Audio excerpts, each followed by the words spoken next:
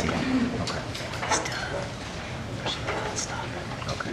So stop it now. No, when he's done. Okay. Check, test one. It's not working. All right, we'll use the other. That one's not working for some reason. Oh. No. We'll try it. Check. Oh. Did you cut me off? Anyone who doesn't know what salmon is.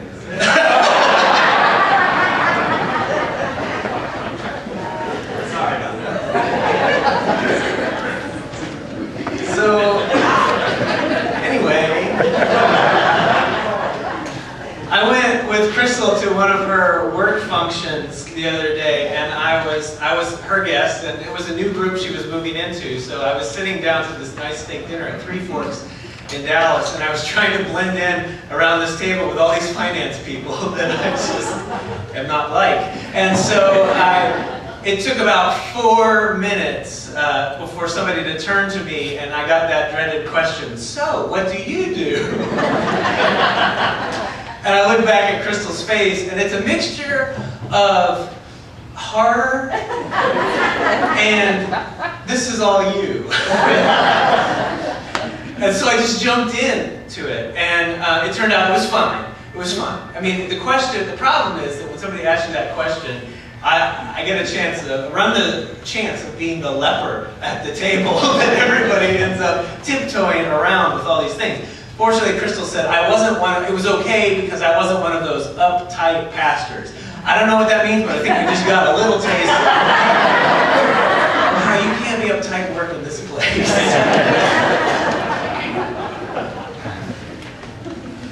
So in these readings, I want to talk a little bit touch on each three.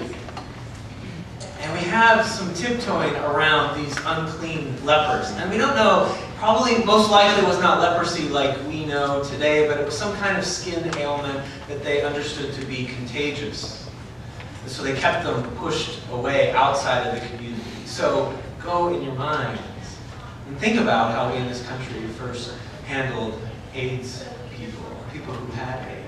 Think of even now how sometimes with cancer we don't know what to say or how to be or how to act or how to welcome. Think of those kinds of situations in your mind. So these guys had to live, and I assume they were guys, sorry, because they shouldn't do that, but they lived on the outside, keeping their distance. They had to carry their disease with them as their identity. They knew loneliness. They knew what it was like to be invisible. They have only, we can go in our minds quickly to a situation in our life where we have done that or left that undone, as we say in our confession at the other services. But something happens. And it says that the 10 in the text were healed or made clean in another version. And only one of them, it says at the end, your faith has made you well. Or another version says your faith has saved you. So there's a difference.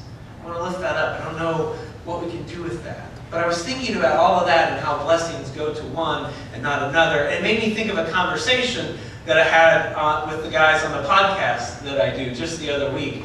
We were talking about the trending hashtag, and if you don't know what that is, it's a way to search something that you're to catalog things that you're searching for. So I see this a lot, that people will take a picture of something that they have, like a new car or a new house, or in the podcast it was a free bagel for a month, whatever. You take a picture and you say, hashtag blessed, I'm blessed, because I have these things. And I was going, oh my gosh, no, you're using the word in the wrong way.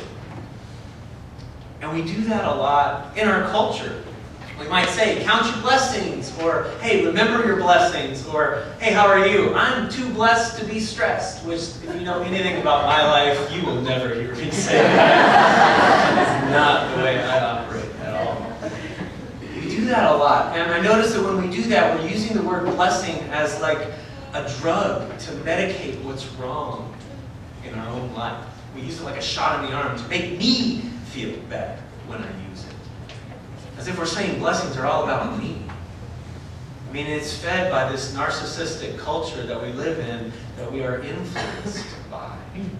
And I don't think this one Samaritan would, after being healed, would take a selfie with #blessed afterwards. I don't think that's what he would do, because I think he started to see something different. Here, and the story seems to suggest there was already a difference between him and the rest of the 10 as a Samaritan versus a Jew. The rest go and show themselves to the priest. I'm not convinced that this guy had a priest or a community necessarily to go and show himself to. So however that was, for him, in what happened, the distance between a Samaritan and a Jew just got a whole lot shorter. He understands the blessing was not just for him. In fact, all 10 were healed, no matter what they did afterwards. And that's the crazy thing about grace. Grace is healing for all. But when one sees the holy in that moment, then something more can happen. Then salvation, I think, is there.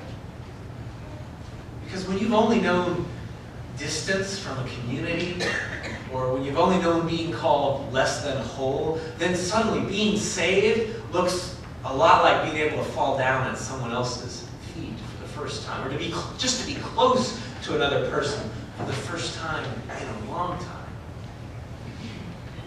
And to see that is to have the holy change you and heal you. I can't think of a better story than the story from the first reading from 2 Kings to illustrate that. Naaman, he carries a lot of stuff with him, I think we could say. He carries his authority as a general of the army. He carries the favor that brings. He even carries a little bit of pride about that. And he has to listen to the voice of the servant girl, which nobody would expect him to listen to that small voice. And then when he goes to see Elijah, the prophet, which is the part that is actually cut out of the lectionary, what it talks about is he literally carries in a cart all of his tribute, all of his money, all of his wealth, all of his expectations about what he's going to have to pay for when he gets to see this man of God. And he gets to the door, and Elisha doesn't even come out to talk to him. He sends a messenger out, say, tell him to go wash in the Jordan. Right? All of these things that he carries with him make it extremely hard to pick up this frustratingly simple act of grace that he's told to go do. All he has to do is put down his expectations and get into this, what he calls the muddy waters of the Jordan, to be made clean.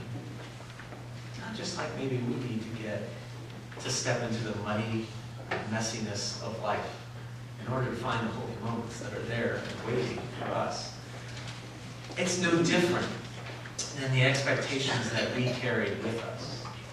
That those expectations that occupy our attention or hinder us from seeing the holy. Because it seems that when our hands are finally empty of those expectations, then we can hold the grace that God comes with. Grace that God brings to us. I had to look back on the Beatitudes when I was thinking about that blessing. Look back on the Beatitudes by Jesus in this Gospel of Luke. And they are all blessings to people who hold nothing. Blessed are you who are poor. For yours is the kingdom. Blessed are you who are hungry. For you will be filled. Blessed are you who weep. For you will laugh. Right? Salvation means that where this world is empty and alone, God will show up and will draw close in a grace-filled relationship and in an expression of love that we live out with one another and in this world. When somebody's facing their darkest fears, even facing death, and either you know that person or you might be that person yourself, when you're facing those fears, the gift of the church is that we don't show up and we don't just hand them a trite saying that says, count your blessings, good luck. No, the blessing of the church is that when one feels distant, or when one feels pushed to the borders, or feels unclean, or weighed down, the gift is that the community carries the closeness that the holy once carved into this world. As 2 Timothy says in verse 8, remember, Jesus was raised from the dead. That is my gospel, Paul says, for which I suffer hardship, to the point of being chained like a criminal, but the word of God is not chained, Paul says. To those who suffer and face fear or death, this is our gospel proclaimed. That the holy emptied itself, all of the glory, all of the power, emptied itself to enter this world, to know all of our pain, and to say, you will never be pushed to the borders of my love again.